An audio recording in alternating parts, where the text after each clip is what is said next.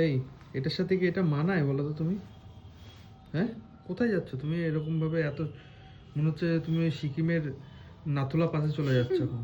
হ্যাঁ, একদমই তাই, ওরকমই শীত পড়েছে। এই আর কি, আমি এপ্রিলে গেছি, এপ্রিলে না মার্চে গেছি, তাতেও অত শীত, আর ওই রকম শীতই এখানে পড়েছে।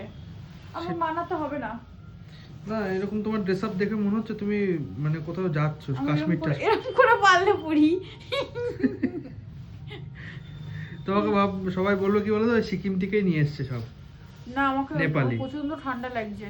মোটেও না, ওরা কত সুন্দর হয়। নেপালি আমাকে বলো না, ওদেরকে অপমান করা হবে। এই ড্রেস নেপালিরা আপ খুবই পরে তুমি এখন যাচ্ছ বাতকুলায় ঘুরতে?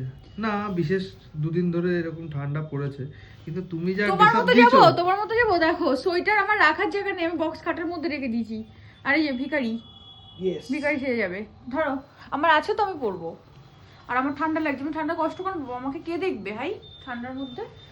তোমাকে বললো ঠান্ডা ছুতে পারবে না। তো ঠান্ডা করবো ভাই, দেখাচ্ছি শোনো তো। আমি ওই ওরকম মেয়েদের মতো নই হয়তো, তাদের তো সত্যি শীত লাগে না। এত শীতের মধ্যে বিয়ে বাড়িতে স্লিপলেস ব্লাউজ পরে যাচ্ছে। বাবারে বাবা, ঠান্ডা লাগে না নাকি? কে জানে বাবা, ওরা কি খায়। আমার ভাই প্রচন্ড শীত লাগে। আমি এখন ভাবছি মোজাগুলো বাদ রাখবো, কারণ মোজাটাও পরবো। তো শীতের জন্য তো মোজা কেনা। আর কিছু থাকলে পরে নিও। না, আর কিছু নেই। আর এই ট্রাউজারগুলো সে কবেই কিনেছি, আমি কাটাবো। মানে আমি তো অনেকটা লম্বা, তার জন্য আমাকে সবকিছু কাটাতে হয়।